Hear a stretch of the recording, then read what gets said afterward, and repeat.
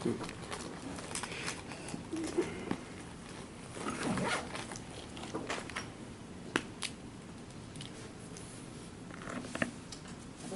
me get this first back to you.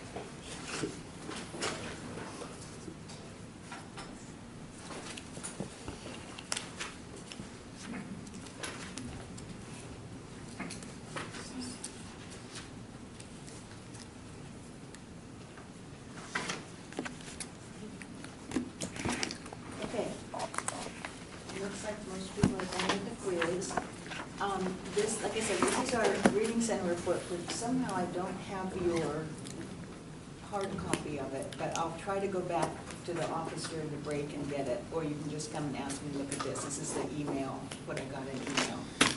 So same thing, I put the yellow notes here. Those are absences that they didn't have flagged.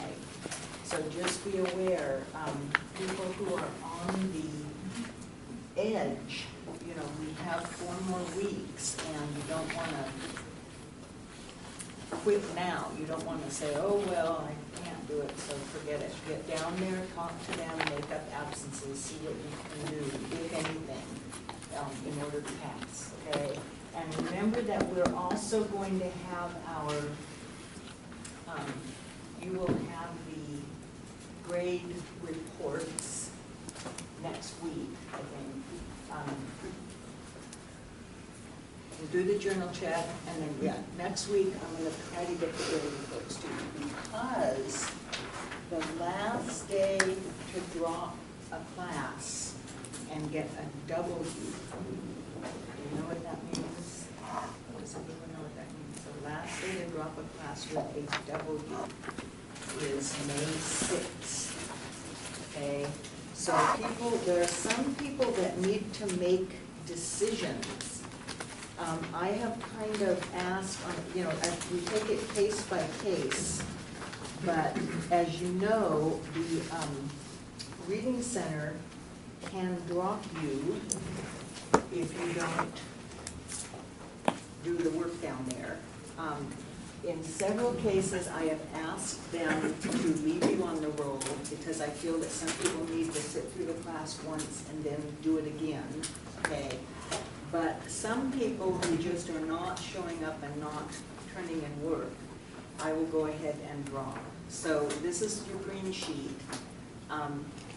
And again, all these rules that we talked about at the beginning of the semester, those are to allow me to say, okay, I can drop you at this point. But when we get these grade sheets, there are several people that I'm going to kind of say to you, you need to make a decision. I will be willing to leave you on the roll, knowing you're not going to pass. But if you think that a W grade would be preferable to a no credit, you need to go ahead and drop by that date. Because after that date, I can't drop you. You can't come to me and say, oh, please drop me so I don't get a no credit. I can't drop you, okay? So just be aware of that. And again, this is a college survival skill thing. This is not just true of NPC, this is true of all colleges. The difference between a W, what does W mean? What's a W grade? Yeah, it means you withdrew from the class, okay? The difference between a W and a no credit or an F or a D, which are all considered non-passing, doesn't really make any difference for you guys because you can only take this, you can only enroll in this class 3 times no matter what. You can only enroll in any class 3 times no matter what. Where it starts to make a difference is when you get into the classes that are going to transfer to a 4-year school. So this one is one of the reasons that I let people stay in the class. It kind of doesn't make any difference. I don't know whether it makes a difference to financial aid. If you're getting financial aid, the way they calculate your student status, I don't know. You have to ask them whether there's a difference between a W and a no credit. But for our purposes, for the English department purposes, there isn't. You can take the class 3 times and that's it. The computer just won't enroll you again, whether you have W's or no credits in the 300 level, okay? So if you are in a situation like this, either in this class or in some other class, especially one that has a letter grade where you're gonna have an F show up if you don't withdraw, you might wanna talk to your counselor about what would be the best thing to do. What I have found when I give this little speech is that people who go to their counselors and ask them this question, Ms. Kenny will let me stay in the class and knowing I will pass, but just to sit through it to see what it is, and then I'm going to take it again next semester. I have found that what the counselors usually recommend is to withdraw. Those people tend to disappear from the class. So the counselors are suggesting withdraw. But again, I wouldn't want to say one way or the other to you, because there are all these other factors. There's your financial aid and your student standing and all that stuff that I don't know about. I just know about your working through it. And I know that I have had people just take the class twice. They sit through it once to kind of see what's going on, see what they have to do, and then they come back the next semester and they're fine and they pass it. So sometimes that works, but definitely talk to your counselor about it. But again, this is next Tuesday. Whoops. Let's see. Yeah. So the day that I give you those grade reports, you're going to have to make the decision that day, because I'll give you those grade reports on the 6th, and then you're going to have to, if you're one of these people, you're going to have to say, okay, I've got to make a decision. Okay? Okay. Let's see. What else do I have? Okay. So again, we talked about this a little bit the other day. The journal check is Thursday. As always, I will look the journals over while you're doing the reading and writing exercise and give them back to you before you leave. And how many pages do you have to have? 12, because I want you to respond to this one. So again, people who are used to doing this over the weekend, you're going to have to hustle and write something for this one. You can come back and write more on it after you do the reading if you want. But you have to do some response to this one to get full credit on the journal. Okay? Journals are due at the start of class, same thing, so just come into class ready to turn it in. Again, college survival skills. Don't think in terms of, oh, I'll get to class and then I'll find all my journals and put them together. You have to have it here. Yes, Mark? I'm curious, all of the journals, all, like, from the beginning to the end are due, all Just 12? like or just the before. last Yeah. 3? Which one? Nope. Remember 12 pages. Remember the journal, we talked about that before. So that's all of them, right? Yeah, the journal is something that you are doing over a period of time, and the period of time is this class. So whenever you turn in a journal, and again, you have this pink sheet, these are your directions. Always turn in your entire journal, not just what you have done since the last journal check.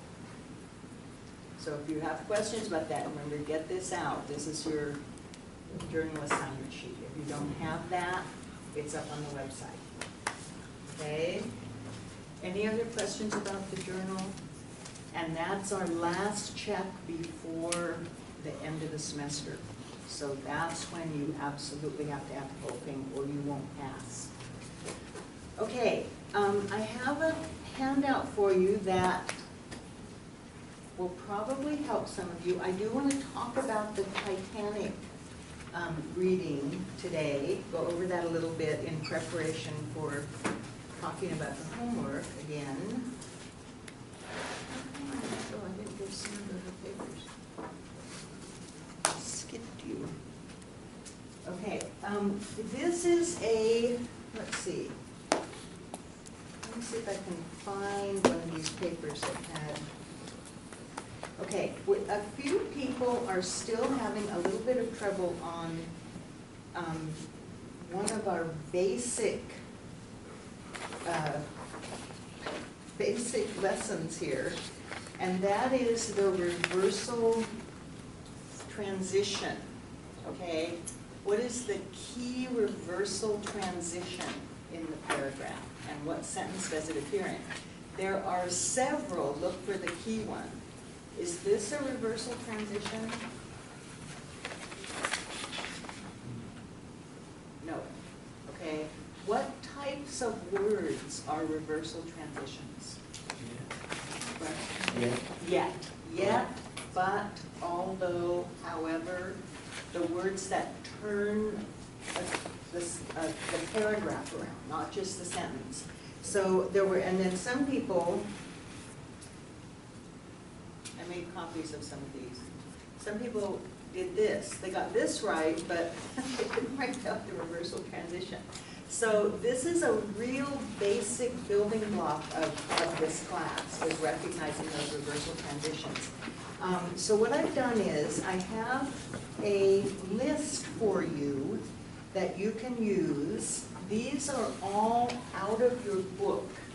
Okay, what I did was, you'll notice that within the book, in some of the various chapters we've seen, and there'll be more as we get into the final chapters that we're going to read, there are these little boxes that Lorraine Fleming has, or little blue boxes, that have different types of transitions in them. So what I did was, because those are like separated by chapter, I went through, cut them all out, and pasted them up onto one piece of paper, okay? And there's actually another box that isn't a box of transitions, so I call this, what I call this handout is words to watch for in your reading. So it's just a place that, you know, you can hold on to this. This is part of your notes. You can get it out during your reading and writing exercises and use it to remind yourself which transitions are which. So these are transitions signaling contrast, reversal, or change. Okay, and then, like I say, these come from different chapters, so they're kind of all over the place. I say here, see also difference on the other side. So in one chapter, she has something that says transitions that signal difference. So these could also be reversal, as we've seen. On the contrary, on the one hand, on the other hand, these could also be reversal transitions. Okay, here's yet, way down here, though, however, okay. So, yeah, so this, then it has the addition transitions. And remember, those are the ones, first, second, third, plus, then, to, also, and I've added some as they come up. These are also addition transitions, which many of you recognized in that the list was in the Titanic reading, was the years. Actually, there were two lists. There was a list of years, and then there was a list of that little story that told how they found it, right? First they did this, then they did this, then they did this. So that's called a sequence of dates and events, but it's also, in a sense, an addition transition. The process, we've talked about these paragraphs, like the one on your homework about how the skin repairs cuts, how the Venus flytrap catches an insect. Remember those? Those are process, how-to, and again, these could also, there are a whole lot of types of addition transition, basically just meaning adding one thing after the next, okay? So these are, again, notice this is on here and it's also up here, okay? And then similarity, those would be your restatement clues in a sense, and then differences. And then we've talked a little bit about cause and effect, partly because some people are trying to make consequently into a reversal transition. But remember, consequently means as a consequence of, or as a result of.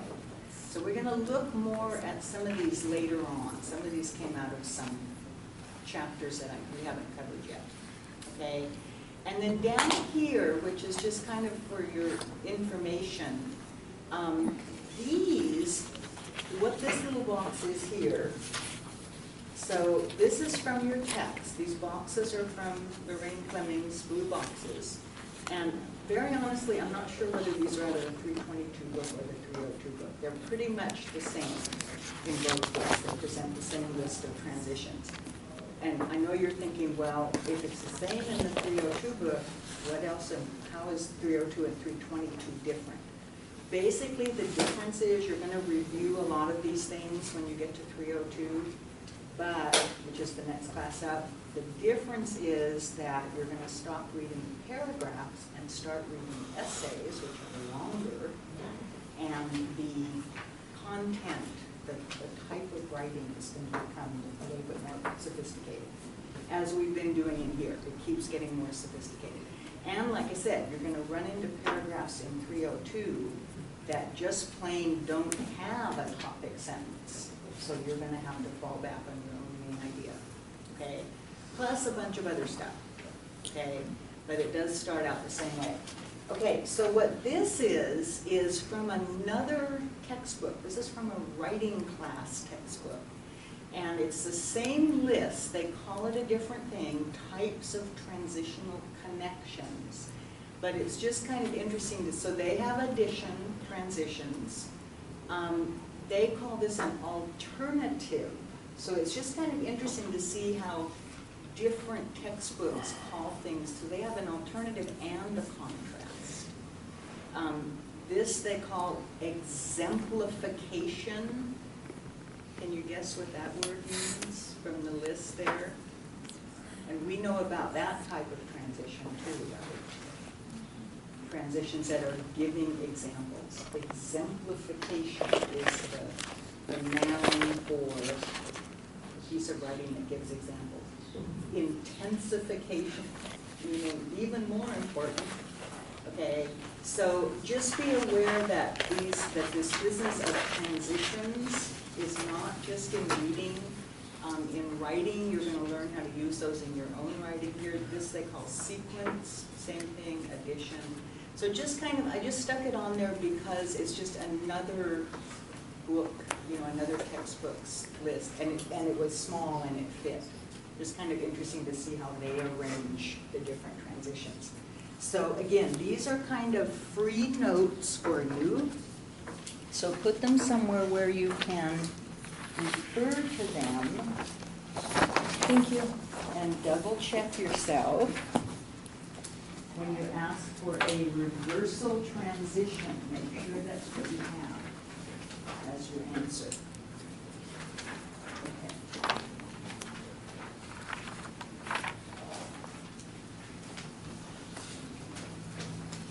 Okay, so let's look at this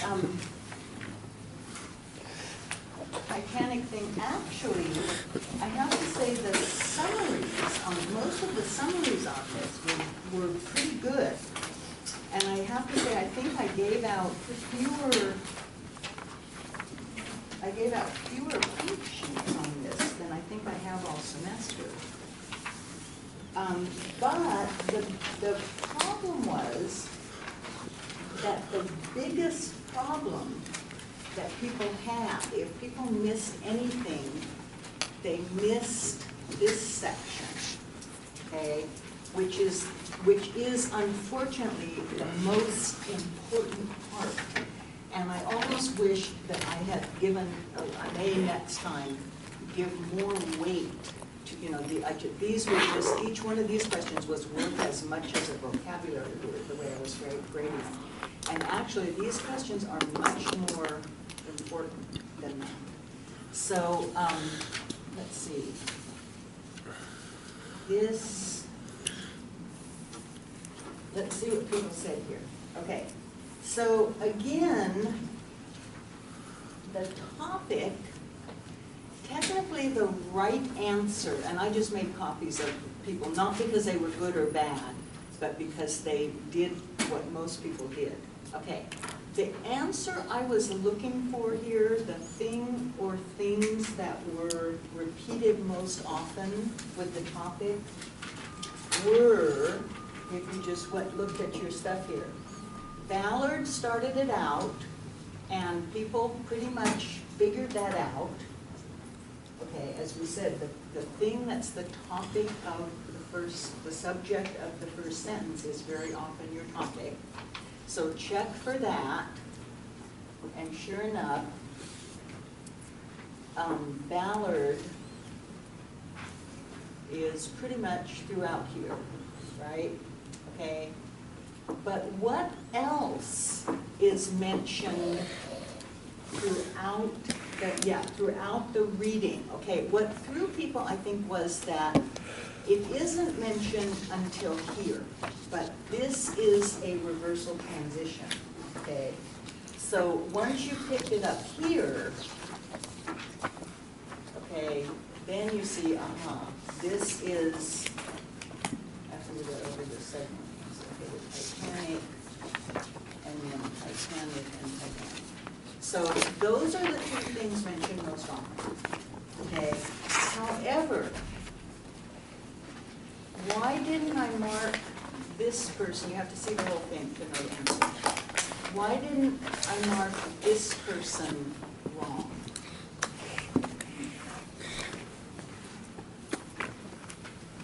Robert Ballard and his discoveries. Because he discovered the Titanic. Yeah, because that's one of them, okay, and that word, if, and this person looks like they added this at the last minute, but it was good, because this was the key, okay? So this person says, Robert Ballard discovered famous wrecks like John F. Kennedy's World War II boat, but then they said, oh, yeah, but, okay, so they have their own reversal transition here. So again, this can be okay if you came back to the Titanic in the main idea. The main idea was that he was famous for the discovery of the Titanic. That was what was going on, okay? Yeah, so technically I was looking for this, but this works if you have the Titanic down here, one of the discoveries. But here's another one. Robert Ballard and his underwater creation, okay? Is the underwater creation mentioned throughout the whole thing? No. That's only in, and again, that's where it helps to get this into parts. Here's the intro. This turns out to be the topic sentence, which we also need to talk about. And then it has this story about, and the Argo takes up, pretty much, that creation takes up pretty much of this. But it's not mentioned in the topic sentence. So what you had to, this actually would have also worked if, here was what was missing here, and why this person got this wrong. Ballard's underwater robot found important pieces of the Titanic, and that would have been okay if they had done the same thing that other person did and gone back and said, oh yeah. And that's what made Ballard famous. That was the most important thing he found, okay? So this didn't work. That didn't quite work, okay? Now here was the other thing about this, and this, a lot of people got mixed up between this, this, and this.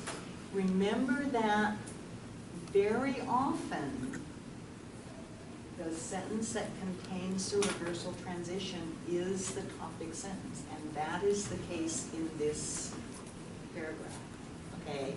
But what went wrong was, even with this one, okay, even if you wanted to argue, yeah, but this is what most of the paragraph is about, what does sentence 16 say?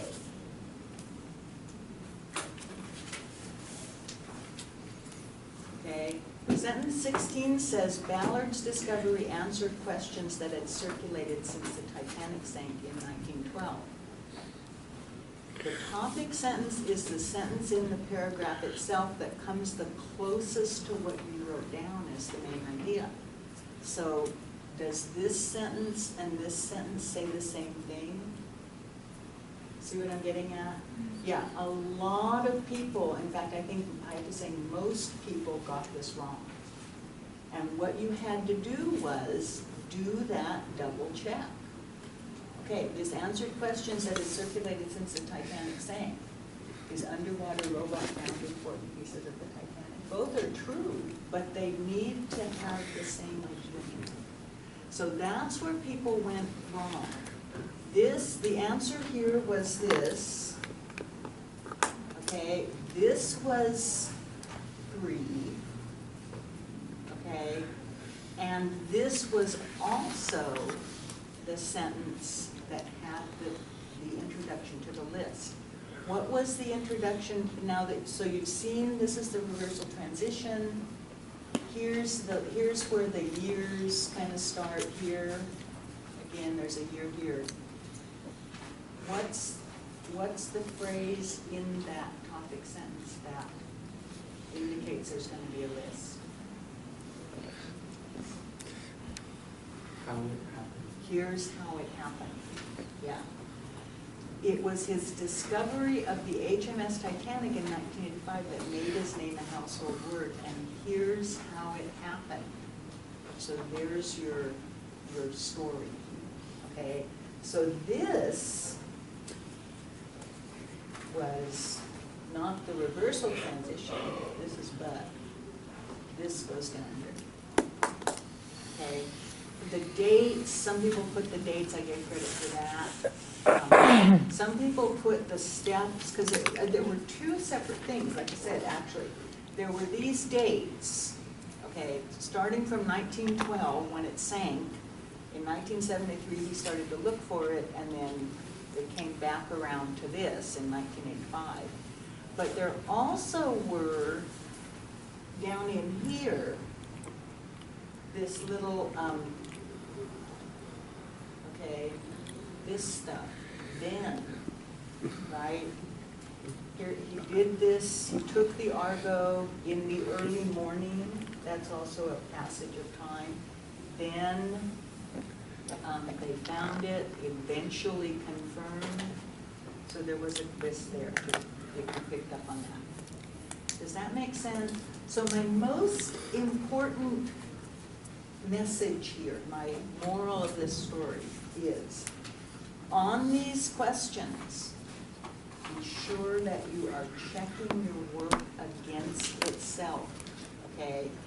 Ask yourself, is this sentence, okay, so even here, this person who did this good job here, what is the topic sentence of the paragraph? Remember that the topic sentence is the sentence in the paragraph that comes closest to what you wrote for the main idea. So sentence number 2, let's look at sentence number 2. Robert Ballard discovered several famous wrecks like John F. Kennedy's boat, but he was famous for the discovery of the Titanic. Okay, so here's what happened. What did that person do? Then they put this down as the topic sentence. What did this person not do? What is it? What can you, oops. Here's what I think they did. They wrote this sentence, they wrote this, okay? And this matches that, right?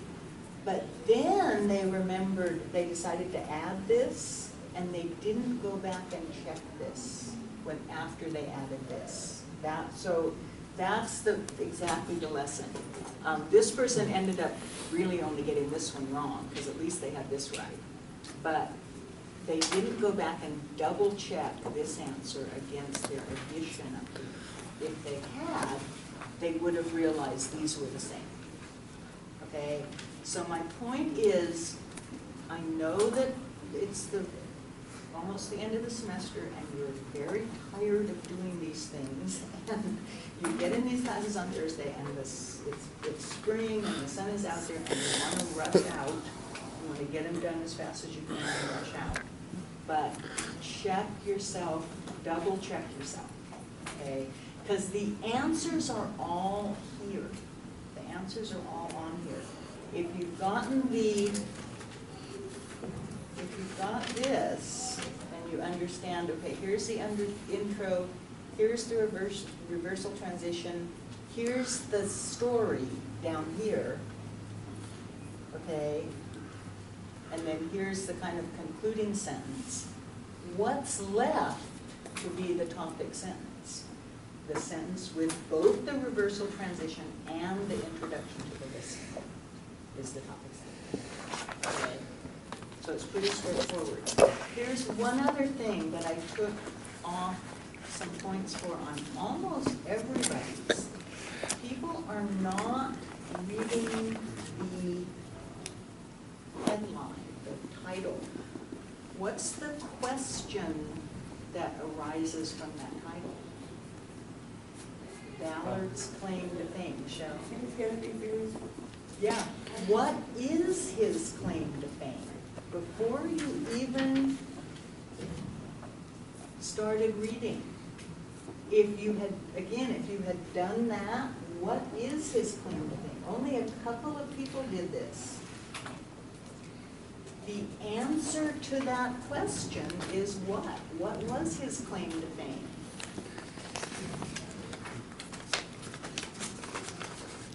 What was, when did Ballard become a household word? When did he become famous? Not until after we found the Titanic. So this is the answer to the whole thing. So that's why I was a little disappointed that people didn't ask that question. Because if you had asked that question, you would have been in good shape. Okay, I think the one person who isn't here, I think actually did. Yeah.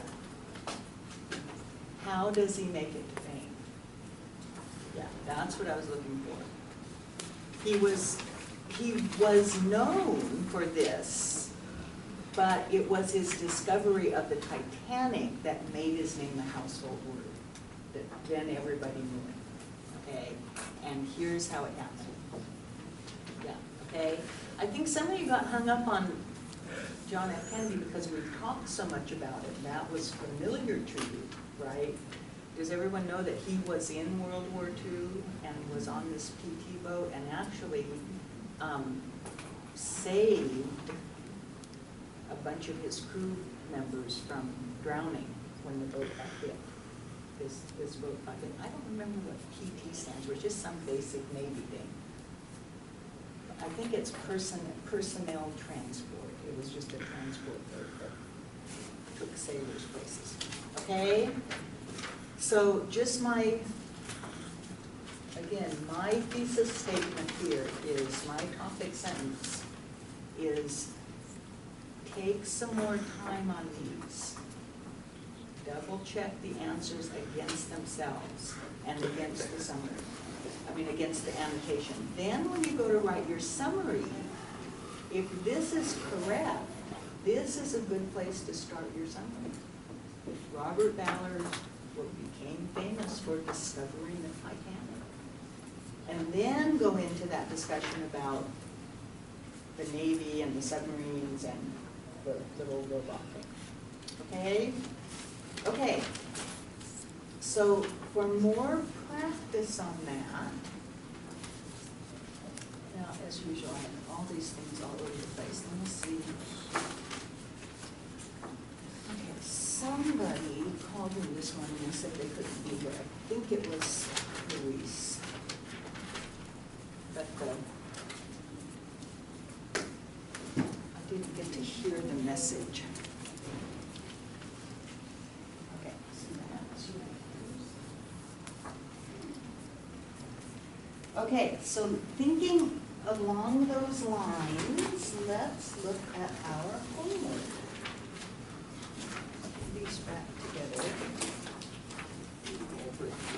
Okay.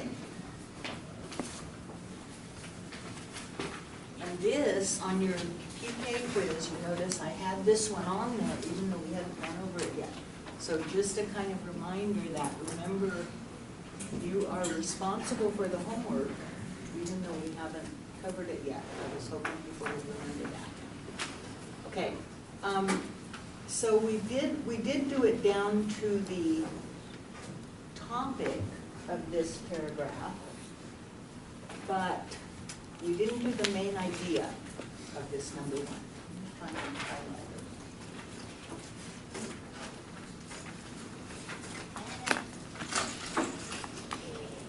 What I do with things. Okay. And we saw this reversal transition. Now, in this paragraph, I think we talked a little bit about this, either in this class or the other one. Would number 3 be able to, would sentence number 3 be able to stand as a topic sentence all by itself? Did we talk about that a little bit? No, this is one of those ones where if you're looking for a topic sentence, this one, even though it does have the reversal transition, it's a good place to start But, we're gonna have, and again, this is where you wanna make a note. Okay? But it could be that that's not gonna work because it doesn't quite tell which studies they are. But, a reversal transition. But if there is no other sentence, you may have to call that one out. Okay, so what did people write as the main idea? What is this telling us about?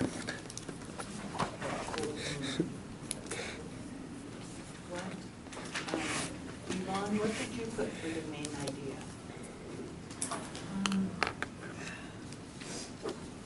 Hormones are unscientific, but many people have a hard time telling the superstition. Okay. I wasn't sure what. Okay, my yeah, answer this to is that was. a tricky one. Sam, what did you put? False claims have been said that the full moon caused me that thing, but the studies show that there is no relationship whatsoever. Okay, good. And Michelle, what did you put? Scientific research doesn't prove that full moons has an effect. Okay, good. So what I'm kind of listening for, I mean, I'm listening for your whole answer, but I'm listening for what people decided. Remember this formula that we decided to use for this is our complete sentence, which has a subject, a verb, and a complete idea. So I'm kind of listening. It's interesting to hear what people put down as the thing or person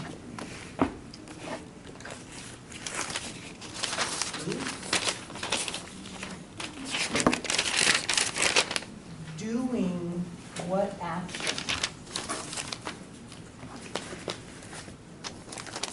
Okay, and then remember that little formula? Start with the thing or person doing what action, and then you, if necessary, you can add this when, where, if those aren't already covered. Okay, remember that? I think I had it drawn up there in a little different format the last time I drew it up there. But if we go back to our complete sentences, it helps us put together that main idea.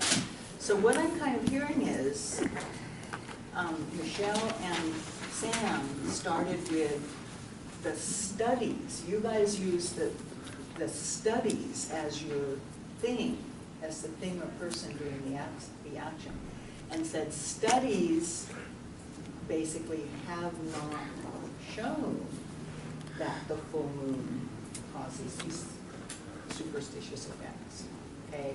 And Yvonne, that, I think you had the idea, but what was your subject? What is your thing doing the action in your main idea?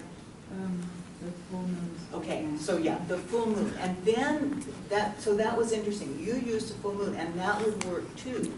If you said the full moon does not really cause these things. Does that make sense? So again, it can be either way.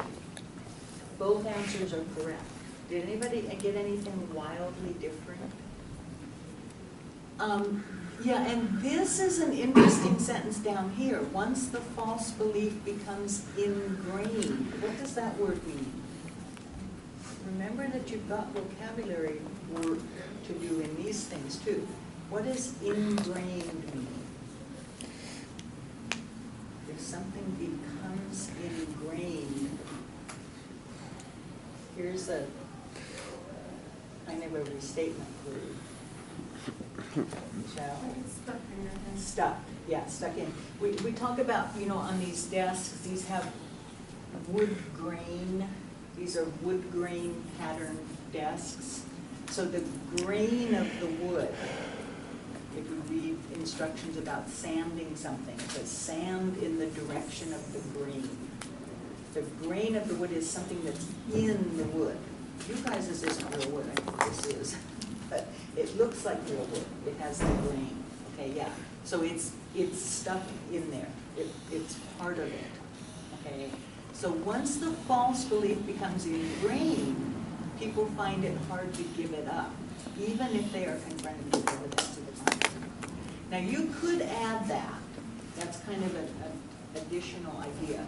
But the main idea is that evidence studies showed that this doesn't have any effect. So what did you pick for the topic sentence? Did you pick three? You know what, I think, having said that this wouldn't stand by itself, it's the only one, again, by process of elimination, right? So if we, this then becomes an